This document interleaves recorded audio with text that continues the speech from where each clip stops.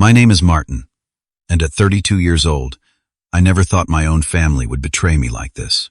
After surviving a brutal divorce and career setback, I was actually looking forward to my birthday as a bright spot in an otherwise dark year. Instead, they claimed they were too tired to celebrate with me while secretly gathering without me at my favorite restaurant. I spent that night alone with Takeout and disappointment. Little did I know that discovery was just the beginning of unraveling years of one-sided loyalty. Before I get into how my own family stabbed me in the back on my birthday, let me know where you're watching from in the comments and hit that subscribe button if you've ever felt betrayed by the people closest to you. Family always meant everything to me. Growing up in a modest neighborhood in Milwaukee, I was raised with the belief that blood ties were sacred. My parents, Robert and Linda, my younger sister Amber, and my cousins, especially Jason, who was more like a brother to me, we were all incredibly close. Sunday dinners were mandatory. Holiday gatherings were elaborate affairs, and birthdays were always celebrated with enthusiasm. That closeness continued into adulthood with me living just 20 minutes away from my parents and sister. Throughout my life, I had unconsciously fallen into the role of the family fixer, the reliable one everyone turned to in times of need. Need a last-minute babysitter? Call Martin. Car broke down? Martin will help. Short on rent? Martin has savings. It wasn't something I resented, quite the opposite. I took pride in being dependable and having the means and willingness to help the people I loved. Last year alone, I paid $4,800 for my sister Amber's car repairs when her transmission failed completely. She had just gone through a messy separation from her husband Keith, and with 2 kids to drive to school and activities she couldn't manage without transportation. I remember withdrawing the money from my vacation fund, a trip to Alaska I'd been planning for years, without hesitation. Then there was my cousin Jason, who lost his job at the manufacturing plant after a company-wide layoff. With 3 months of unpaid rent hanging over his head and eviction looming, he called me in tears. I transferred $3,200 to his account that same day. "I'll pay you back as soon as I'm back on my feet," he promised. That was 14 months ago, and I haven't seen a dime of it returned. Perhaps the biggest financial commitment was to my parents. When the housing market crashed, they struggled to keep up with their mortgage payments. Rather than see them lose the home I grew up in, I started contributing $950 monthly toward their mortgage. This wasn't a one-time thing. I've been doing this consistently for the past 2 years, totaling nearly $23,000. Even my teenage nephew Tyler benefited from my generosity when he needed $1,500 for college application fees. My sister called explaining that her ex-husband refused to help with college expenses. "He's so bright, Martin. This could be his future," she pleaded. I transferred the money immediately. Despite these financial contributions, I never kept score. These people were my family, and in my mind, supporting them was simply what you did for the people you love. I wasn't wealthy by any means. I worked as an accountant at a mid-sized firm, lived in a modest 2-bedroom apartment, and drove a 7-year-old Honda. But I was careful with money saved diligently, and lived below my means, which allowed me to help when needed. My personal life hadn't been as successful as my professional one. After 5 years of marriage, my wife Rebecca and I divorced last year. The split was relatively amicable, but emotionally devastating nonetheless. We had grown apart with different visions for our future. She wanted to relocate to California for her career. I couldn't imagine moving away from my family who needed me. Looking back, the irony is painful. The divorce coincided with professional disappointment. After 3 years of working overtime and taking on additional projects, I was passed over for promotion in favor of a new hire with connections to upper management. My boss praised my work ethic but explained they wanted fresh perspectives. I swallowed my disappointment and continued showing up, doing my job with the same dedication. Throughout these personal challenges, I took comfort in family celebrations. Birthdays in our family were always special occasions. When my sister turned 30 last year, we rented a private room at an upscale restaurant downtown. I split the $2,000 to $1,000 bill with my parents, despite already paying for her car repairs that same month. For my cousin's graduation, I drove 4 hours each way to attend the ceremony and celebration, bringing an expensive watch as a gift. The most elaborate celebration was my mother's 60th birthday 6 months ago. I secretly organized a surprise party, coordinating with family members, renting an event space, arranging catering, and even flying in her sister from Arizona. I covered most of the costs, wanting her to feel special and loved.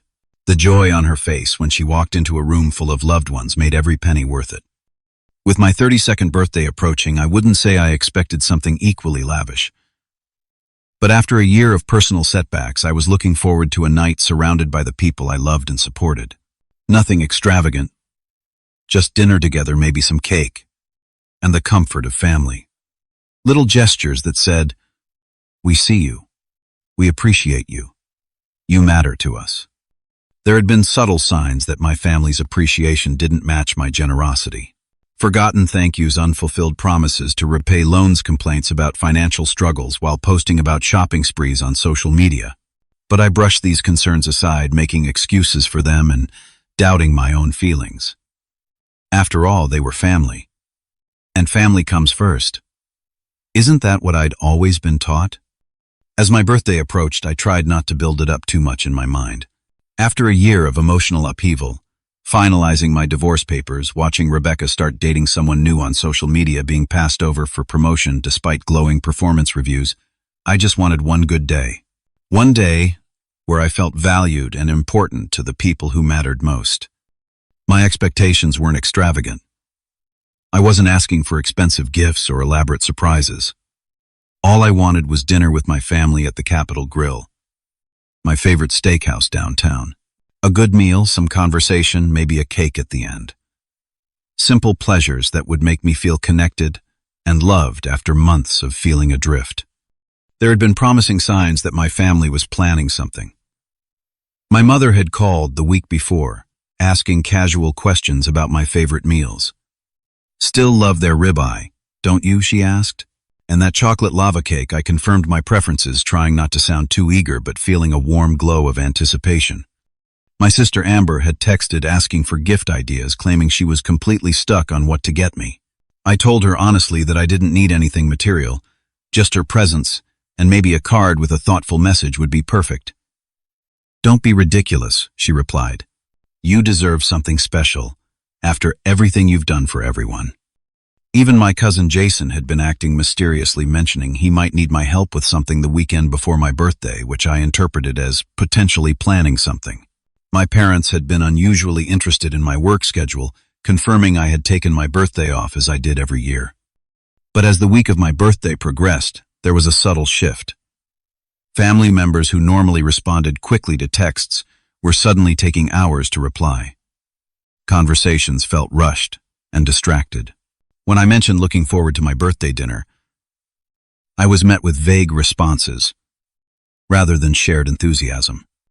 The day before my birthday, I sent a group text to confirm our plans. "So, reservation at the Capitol Grill. Tomorrow at 7, right? Looking forward to seeing everyone." The responses were delayed and strangely non-committal. "Let me check my schedule from my father. Might be running late from my sister. We'll confirm in the morning from my cousin." An uneasy feeling settled in my stomach, but I pushed it aside. They were probably just busy, I reasoned. Or perhaps they were being deliberately vague to maintain an element of surprise. I went to bed that night, still hopeful, setting my alarm early, so I could enjoy a leisurely birthday morning before the evening celebration. My birthday dawned sunny and mild. Perfect April weather. I woke to several text notifications which momentarily lifted my spirits. Opening my phone, I found the standard happy birthday messages, but noticeably lacking any mention of our dinner plans. My mother's text was brief. "Happy birthday, Martin. Have a wonderful day. Love you." My father had simply added his name to my mother's text with a cake emoji. My sister sent a GIF of a dancing cartoon character with candles. My cousin hadn't texted at all. By noon, with no confirmation about evening plans, I decided to reach out again. "Just checking about tonight. Still on for 7. I texted the family group chat. The responses came trickling in over the next hour, and each one landed like a stone in my stomach. My mother was the first to respond. "Oh, Martin, I'm so sorry. I've had such an exhausting week at the clinic. I've got a migraine coming on and really need to rest tonight. Can we reschedule for next weekend? My father followed shortly after bad timing, son. Threw my back out helping Bill move his boat yesterday. Can barely move today. Going to take some muscle relaxers and hit the hay early. Rain check. My sister's excuse came next. The kids picked up something at school. Tyler's running a fever, and Emma's not far behind. Don't want to risk getting you sick on your birthday. We'll make it up to you, promise. Finally, my cousin Jason texted cars making a weird noise. Taking it to the shop tonight. Don't think I'll make it in time. Sorry, bro. Happy birthday, though. I stared at my phone in disbelief. Everyone had canceled. On my birthday. With separate excuses that conveniently came in one after another.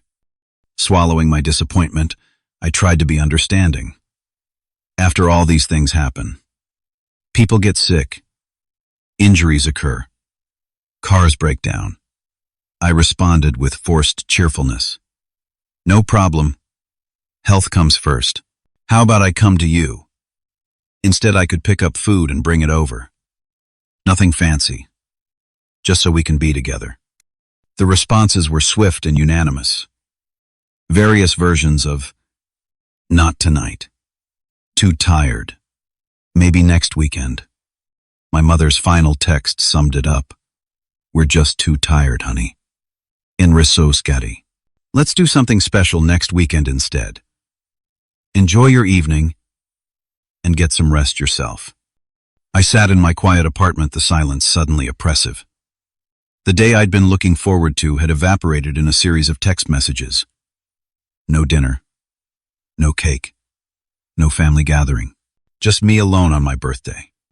After a brief moment of self-pity, I tried to salvage the evening. I ordered takeout from a local Chinese restaurant. Nothing close to the steak dinner I'd been anticipating. But at least it was something. I selected a movie on Netflix, one I'd been wanting to watch for months, but never found the time. I even bought myself a small cake from the grocery store bakery section, complete with a single candle. As I sat on my couch, container of lo mein in hand movie playing on the screen, I couldn't focus. The food tasted bland. The movie plot couldn't hold my attention, and the cake sat untouched on my coffee table. The effort of pretending this was okay, even just to myself, was exhausting. By 9:30, I gave up the charade. I packed away the leftover food, turned off the television, and decided to go to bed early. What else was there to do? As I brushed my teeth, I caught my reflection in the bathroom mirror. 32 years old. Standing alone in my bathroom on my birthday night, eyes reflecting a sadness I didn't want to acknowledge. I climbed into bed, setting my phone on the nightstand. No goodnight text from family asking if I'd had a decent evening despite the change of plans. No follow-up calls checking in. Just silence. As I drifted off to sleep, I consoled myself with the thought that at least things couldn't get worse. Little did I know that the real betrayal was yet to be discovered. The distinctive ping of an Instagram notification jolted me awake at 1:15 in the morning. Groggy and disoriented, I reached for my phone, my eyes squinting against the sudden brightness of the screen. I nearly ignored it, almost setting the phone back down to return to sleep. If only I had. The notification was from my cousin Jason. Yes, the same cousin with the supposedly malfunctioning car who couldn't make it to my birthday dinner. He had posted an Instagram story just minutes earlier. Still half asleep, I tapped to view it, expecting perhaps a photo of his car at a repair shop or some explanation for his absence. What I saw instead felt like a physical blow. There on my screen was a video of Jason raising a glass in a toast, surrounded by familiar faces in the elegant interior of what was unmistakably the Capitol Grill. My favorite restaurant, where I should have been celebrating my birthday. To 28 amazing years, I heard him say as champagne glasses clinked. Fully awake now, I sat up in bed, my heart pounding. 28. Who was 28? I watched the video again, pausing to study the background. There was my mother dressed elegantly in a blue dress I'd never seen before, smiling broadly. No sign of the migraine that had supposedly left her bedridden. Beside her sat my father, animated and laughing, reaching across the table for bread, his back trouble mysteriously healed. And there was my sister Amber without her supposedly sick children wearing new jewelry that caught the light as she gestured excitedly. With trembling fingers, I navigated to my sister's profile. She hadn't posted any stories, but she had been tagged in a photo posted just 3 hours earlier. The image showed a large group at a long table laden with expensive dishes and wine glasses. In the center of the table was an elaborate cake decorated with the words, "Happy 28th birthday, Hannah," surrounded by candles. Hannah. My cousin Jason's girlfriend of 6 months. The woman he'd introduced to the family at Christmas, who everyone had immediately adored. Hannah, whose birthday apparently fell on the same day as mine, a fact no one had ever mentioned. The realization hit me with stunning clarity. My family hadn't been too tired, sick, or dealing with car trouble. They had simply chosen to celebrate Hannah's birthday instead of mine. Not in addition to mine, instead of mine. At my favorite restaurant, without even telling me. I scrolled frantically through more posts, each one revealing another layer of the deception. My Aunt Linda's post showed gift bags being passed around the table. My uncle's check-in at the Capitol Grill was time-stamped 8:23 p.m., barely 3 hours after my mother had claimed she needed to rest due to a migraine. A cousin's video showed the entire family singing happy birthday to a beaming Hannah as waiters brought out the cake. In one particularly painful photo, I spotted a pile of beautifully wrapped presents on a side table. One box was distinctly familiar, identical to the packaging of the expensive watch I had admired months ago while shopping with my sister. Way out of my budget, I had told her, when she caught me looking at it. Yet there it was, being handed to Hannah while my sister watched with excitement. I checked the timestamps obsessively. The first posts appeared at 8 p.m., just 1 hour after my family had all claimed to be too exhausted or ill to meet me for dinner. The celebration had apparently continued well into the night, with the most recent posts appearing just minutes ago at 1 a.m. What struck me most wasn't just their presence at a birthday celebration on the very night they'd abandoned me. It was the genuine joy on their faces. My mother, who claimed to be suffering from a debilitating migraine, was dancing in one video clip. My father, supposedly immobilized by back pain, was seen standing comfortably, one arm around my mother and the other raising a glass in toast. My sister, who should have been home tending to sick children, was laughing carelessly in every photo. I zoomed in on details I might have otherwise missed. My sister was wearing a designer dress I recognized from a shopping trip we'd taken together last month. Love it, but can't afford it with the kids' expenses, she had sighed then. She had asked me for grocery money that same week, claiming she was struggling to make ends meet after her ex-husband was late with child support. In another photo, I noticed my cousin Jason sporting a new watch, not unlike the one I had given him for his graduation. This was the same cousin who still owed me $3,200 and had repeatedly told me he was barely scraping by when I gently inquired about repayment. There were faces in these photos and videos that hurt even more. Family members who hadn't even bothered to send me a birthday text. Uncles, aunts, and cousins who had apparently had no trouble making time for Hannah's celebration, but couldn't spare 30 seconds to wish me a happy birthday. My first instinct was to call them out immediately. To send a group text with screenshots demanding an explanation. To post publicly about the betrayal. To drive to the Capitol Grill and confront them in person if they were still there. But something stopped me. A cold clarity washed over me as I continued to scroll through evidence of their deception. This wasn't a misunderstanding or an oversight. This was a deliberate choice. They had actively decided that Hannah's 28th birthday was more important than my 32nd. They had collectively agreed to lie to me rather than simply admit they had other plans, or, better yet, include me in them. Instead of acting on impulse, I decided to watch and wait, to see if anyone would come clean the next day, to observe how they would act around me knowing what they had done. I took screenshots of everything as evidence, then set my phone aside. Sleep was impossible now.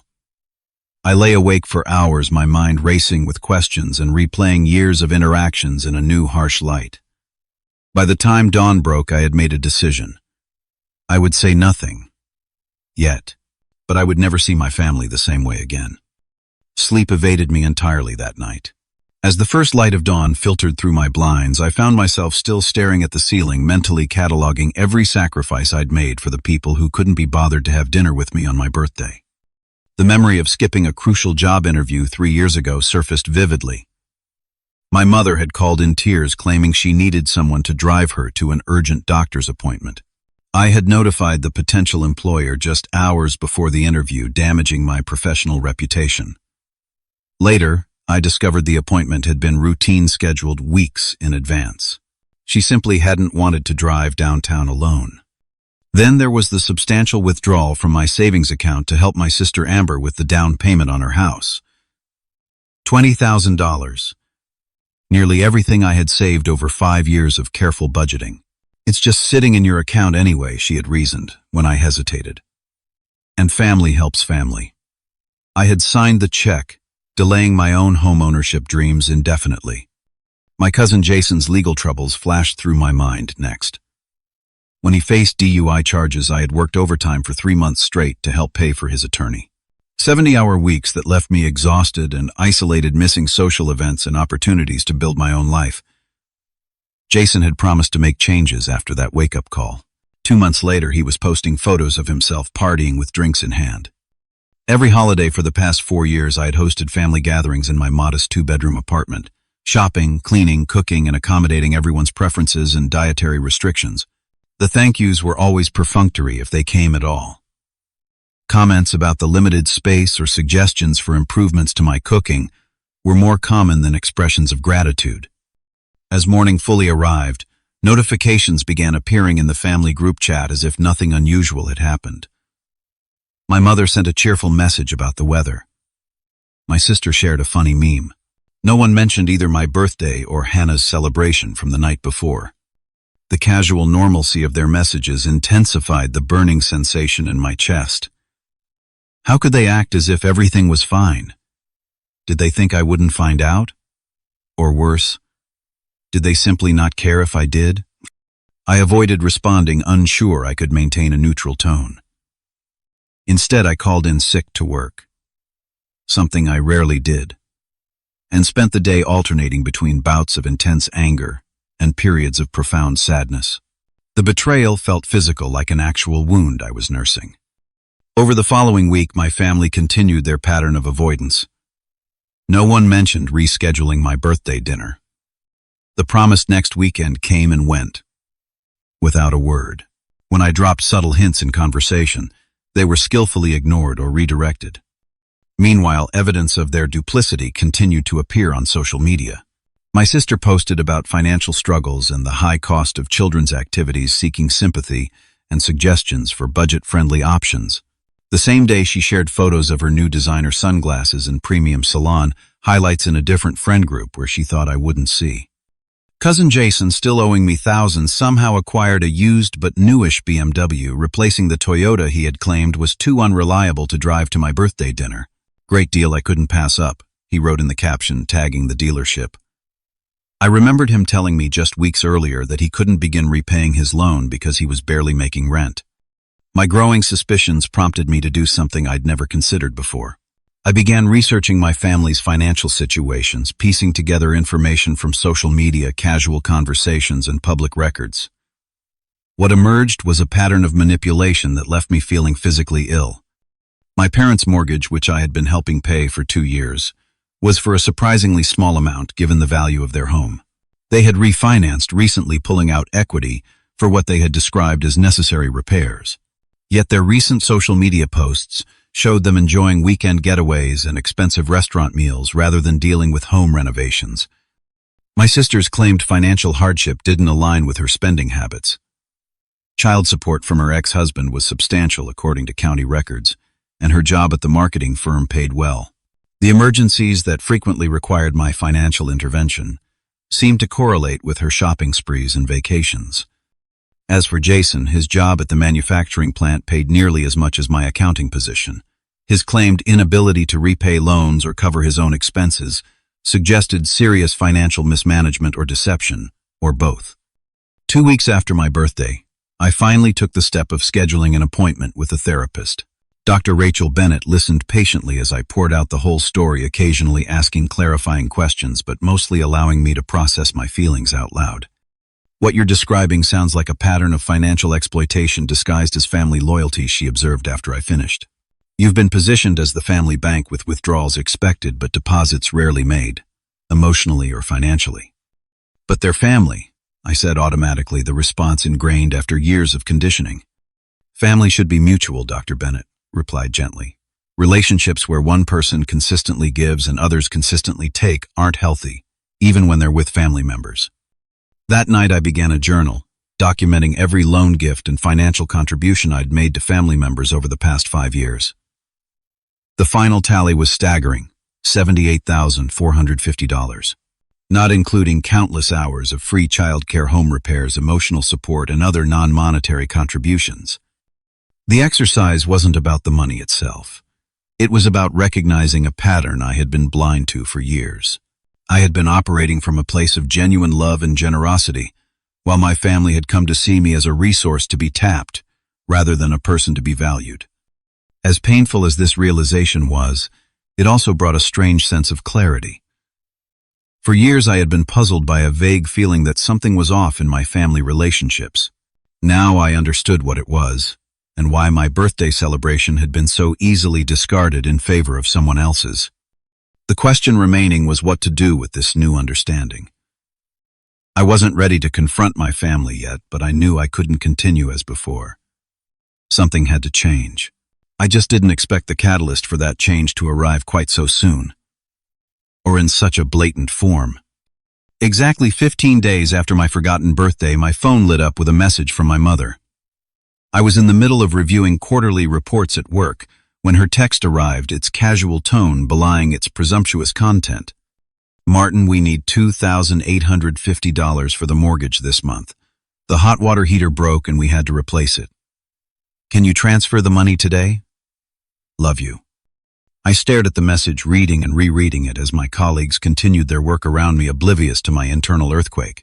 $2,850, nearly 3 times my usual contribution. No question of whether I could afford it. No acknowledgement of my birthday being ignored. No recognition that they had betrayed my trust. Just a demand disguised as a request, wrapped in a perfunctory love you like a bitter pill coated in the thinnest layer of sugar. In that moment, something broke inside me, or perhaps something finally healed. The fog of obligation and guilt that had clouded my judgment for years suddenly lifted, leaving perfect clarity in its wake. My thumbs hovered over the keyboard as lifelong habits urged me to respond with immediate agreement. I had never said no to a family request for money. Not once. The weight of that realization was staggering. As I considered my response, an image flashed in my mind. My family raising champagne glasses at the Capitol Grill, celebrating Hannah's birthday with genuine joy, while I sat alone in my apartment with cooling takeout and a brada percent. Store-bought cake I couldn't bring myself to eat. I typed my response with steady fingers. Ask the ones you celebrate. I'm no longer available. 6 words. The most boundaries I had ever established in a single message. I pressed send before doubt could creep in, then set my phone to do not disturb, and returned to my work with a strange sense of calm. That calm was short-lived. Within minutes, my phone was vibrating continuously as messages flooded in. I ignored it through the remainder of my workday, focusing on spreadsheets and projections with unusual clarity. It was only when I arrived home that evening that I finally reviewed the barrage of responses. My mother had replied immediately. What are you talking about?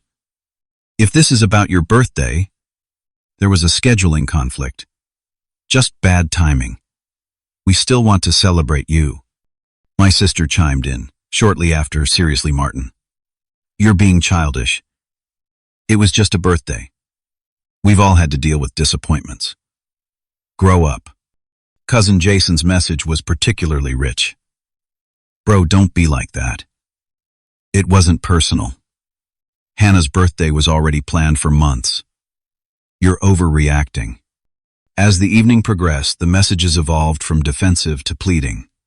My father, who rarely texted, wrote, "Son, I know you're upset, but your mother is crying. This isn't like you. Call us."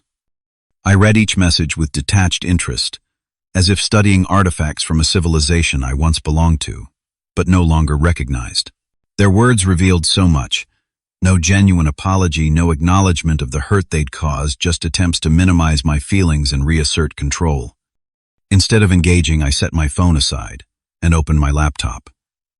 With methodical precision, I began the process of limiting my family's access to my financial resources. First, I changed all my banking passwords and removed family members as authorized users on my accounts. My sister had my login information in case of emergency, and had occasionally transferred funds without explicitly asking first. Next, I contacted my credit card companies to remove my parents as authorized users. They had cards linked to my account for emergencies only, emergencies that somehow included restaurant meals and online shopping with increasing frequency. I created a detailed spreadsheet documenting all outstanding loans to family members, with principal amounts, dates, and any verbal agreements about repayment. I was under no illusion that I would ever see most of this money again, but having it documented felt important. Finally, I drafted a brief factual email and sent it to all family members who owed me money. This email serves as formal documentation of funds loaned. Attached is a spreadsheet detailing amounts and dates. Please review for accuracy. I expect repayment, according to our original agreements. If financial hardship prevents repayment on schedule, contact me to arrange a payment plan. The last step was the hardest, blocking family members on social media platforms. Not because I would miss their posts, but because it felt like the final acknowledgement that our relationships had fundamentally changed. I hesitated briefly before confirming each block, remembering birthday celebrations, holiday gatherings, and moments of genuine connection that now felt tainted by the transactional nature of our relationship. Before going to bed, I sent one final message to the family group chat. I've been there for every one of you every time. The one time I needed you, you chose someone else. I deserve better. Don't contact me until you've repaid what you owe, both financially and emotionally.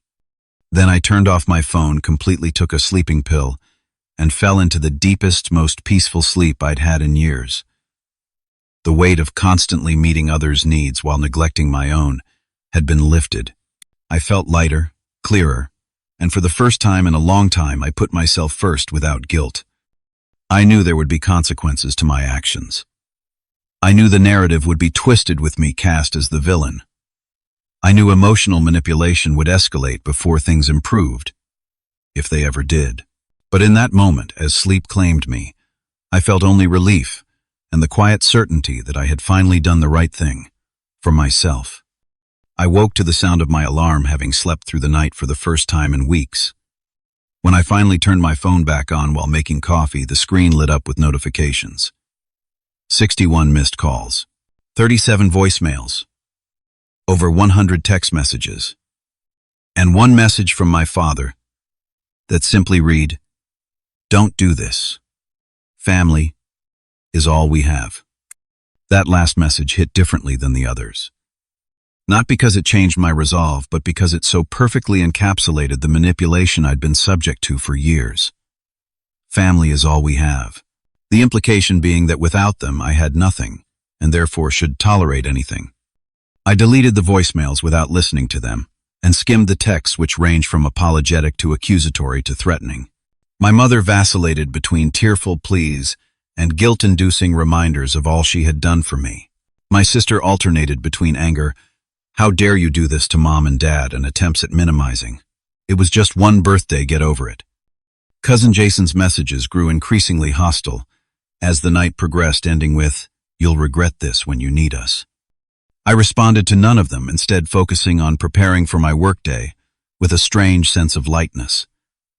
The clarity I had found yesterday remained stronger than ever.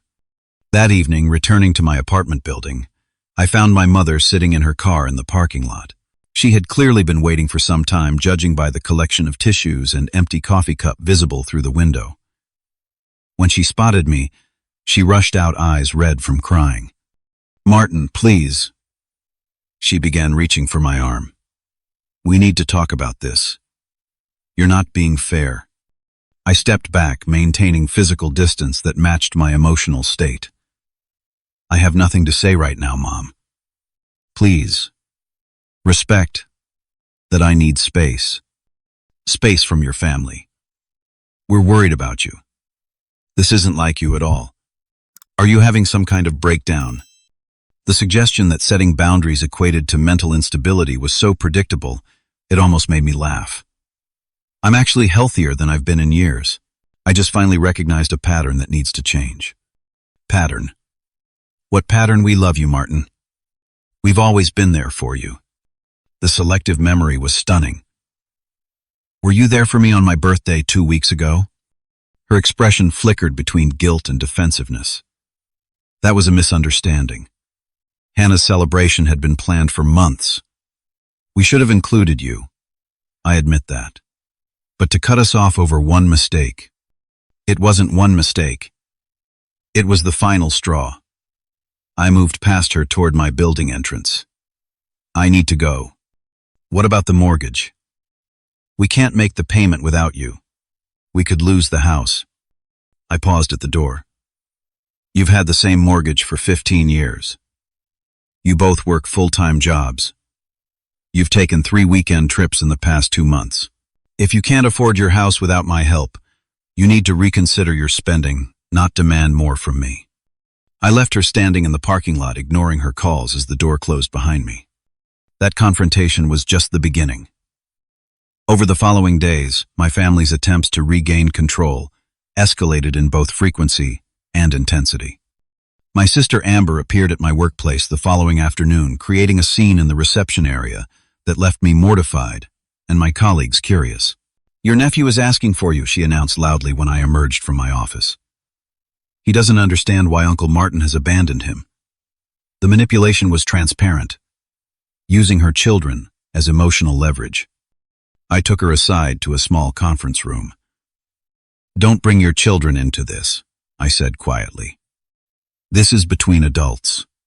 Everything affects them, including their uncle suddenly deciding family doesn't matter anymore.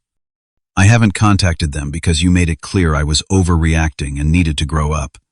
Why would you want someone like that around your children? The logic trap silenced her momentarily. I love Tyler and Emma, but I won't be manipulated through them. She left in tears, but not before hissing Mom was right. You are having some kind of breakdown. The narrative of my supposed mental health crisis spread quickly through the extended family. My mother had apparently been calling relatives, describing my boundary setting as alarming behavior and suggesting I might need an intervention. This became clear when my Uncle Robert, the only family member who hadn't attended Hannah's birthday celebration, called me directly. Your mother says you've cut everyone off and are making bizarre accusations, he began. That doesn't sound like you, Martin. What's really going on? I explained the situation factually, including the birthday deception and years of financial dependency. To my surprise, Uncle Robert didn't immediately defend the family. I always wondered why you were the only one helping with their mortgage, he said thoughtfully. Your father bought a new fishing boat last summer. Didn't seem like someone struggling financially. This confirmation from another family member was unexpectedly validating. Uncle Robert became an unlikely ally, not by taking sides, but simply by acknowledging reality rather than the family's preferred narrative. Meanwhile, Cousin Jason took a more aggressive approach. After my email requesting repayment of his loan, he sent a threatening message. If you're going to be like this, don't expect to see a penny. Family helps family without keeping score. Push this, and you'll regret it. The irony of invoking family helps family while refusing to repay a substantial loan was apparently lost on him. I forwarded his message to my lawyer friend, who advised me on options for formal debt collection. I didn't intend to pursue legal action, but knowing I could was empowering. About a week after my initial boundary-setting, anonymous deliveries began arriving at my apartment. First came a birthday cake, obviously store-bought with sorry written in hasty icing. Next was a gift basket with items that demonstrated how little my family actually knew about my preferences. A cologne. I would never wear snacks I didn't enjoy. and a self-help book with the passive-aggressive title, Forgiveness, The Path to Freedom. These gestures felt less like genuine attempts at reconciliation, and more like performative acts designed to make me look unreasonable for maintaining boundaries. I donated the items to a local shelter and continued my silence. As my family's financial situation apparently deteriorated without my contributions, their approaches became increasingly desperate. My mother left voicemails about potential foreclosure. My sister sent photos of empty refrigerators implying her children might go hungry. My father mentioned having to work overtime at his age, the physical toll it was taking. Each message was designed to activate my caretaker instincts to make me feel responsible for their well-being. In the past, these tactics would have worked instantly. Now I recognized them for what they were: manipulation, wrapped in exaggeration. Through my Aunt Margaret, who had always been somewhat removed from family dynamics, I learned about a gathering at my parents' home where I was the main topic of discussion. "They're portraying you as having some kind of crisis," she reported after calling me privately. "But some of us remember how they treated Rebecca and how they always come to you for money. Not everyone's buying the story they're selling." It was the first indication that the family narrative wasn't being universally accepted, that some were questioning the dynamics that had been normalized for so long. My sister's social media campaign was perhaps the most public attempt to pressure me. Though I had blocked, her friends showed me her posts painting herself as the victim of an unreasonable brother who had abandoned his family over a simple birthday mix-up.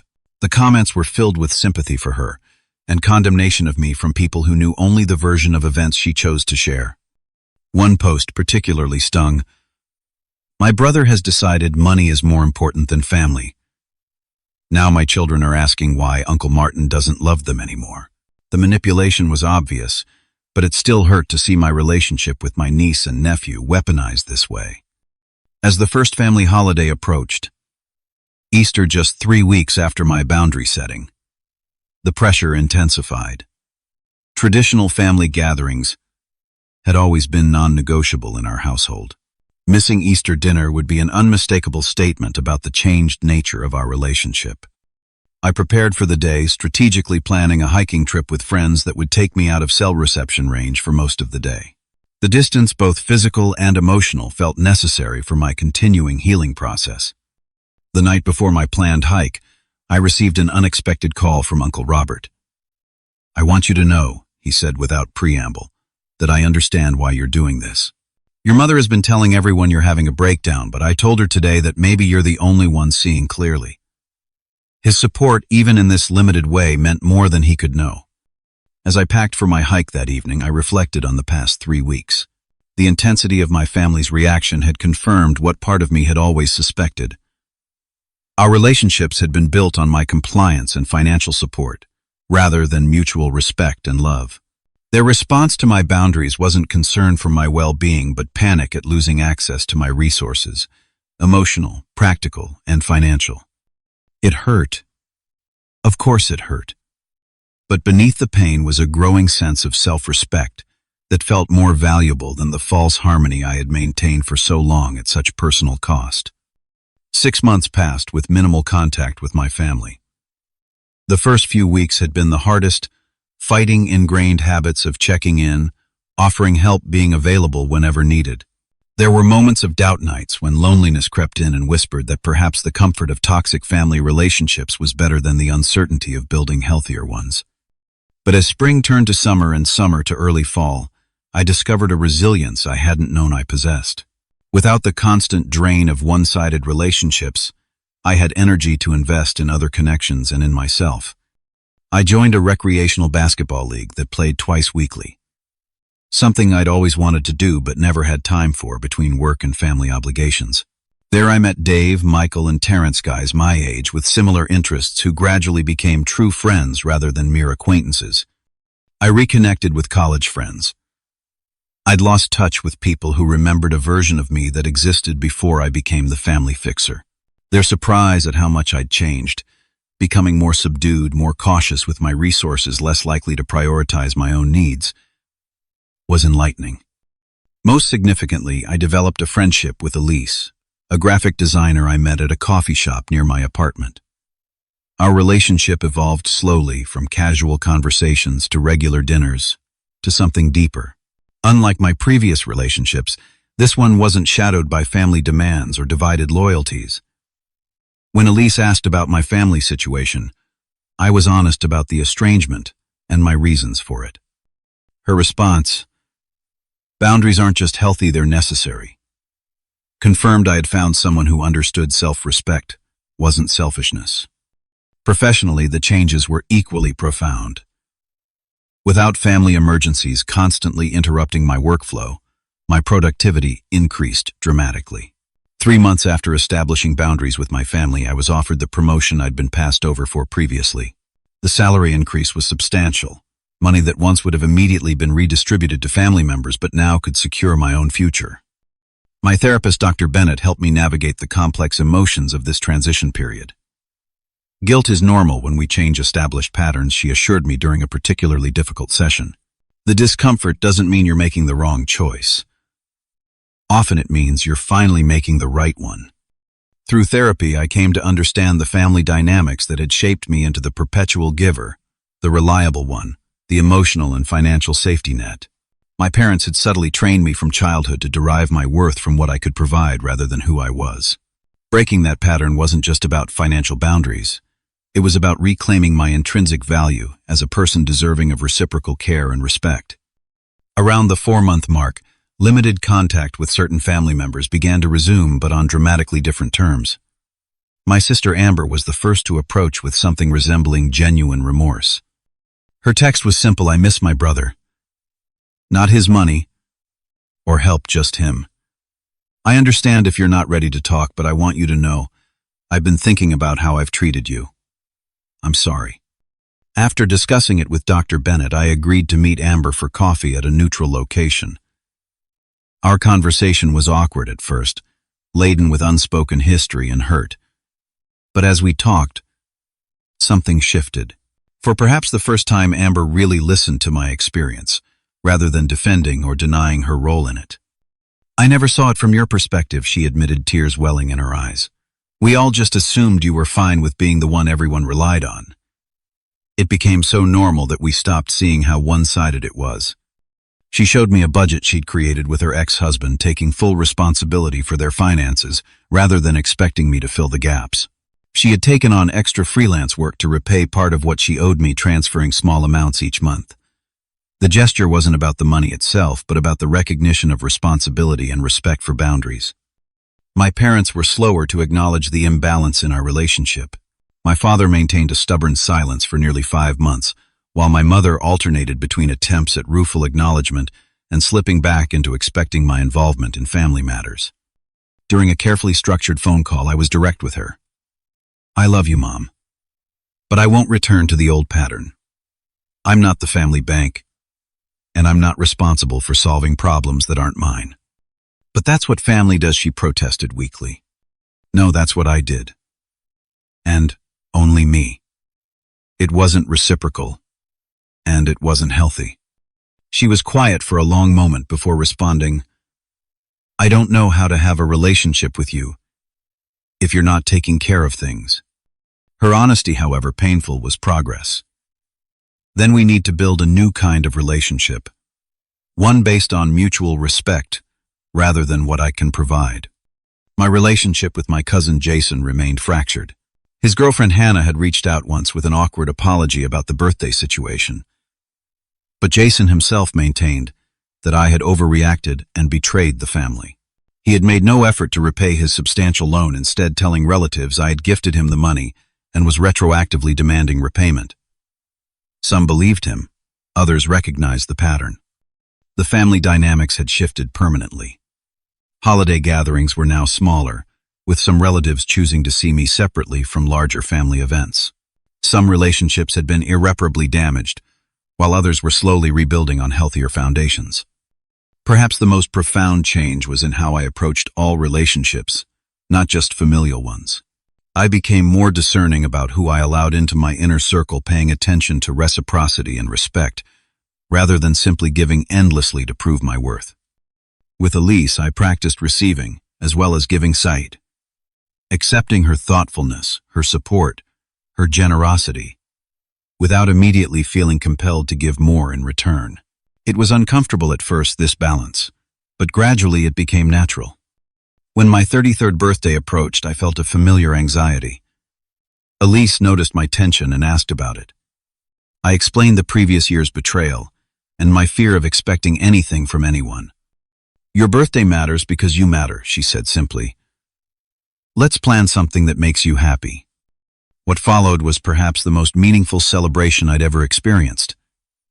Not because it was elaborate or expensive, but because it was genuine. My new friends from basketball reconnected college buddies, colleagues who had become friends, and Elise gathered at my favorite brewery. No one was there out of obligation or expectation. Each person had chosen to celebrate me simply because they valued me in their lives.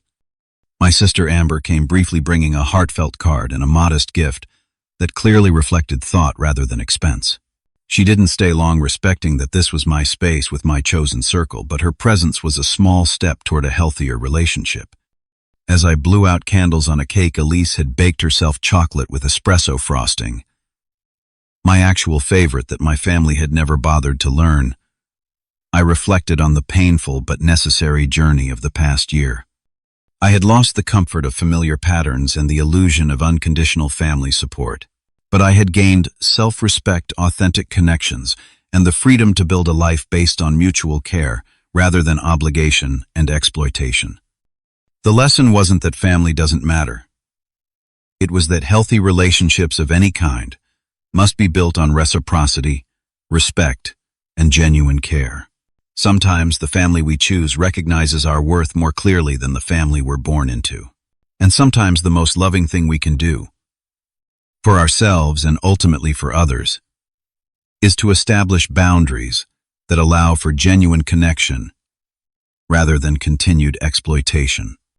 I still have days when I question my decisions, when the old guilt resurfaces, but then I remember the peace I've found, the authentic connections I've built, and the self-respect I've reclaimed. True love, familial or otherwise, supports growth and respects boundaries. It doesn't demand sacrifice without reciprocity, or label self-respect as selfishness.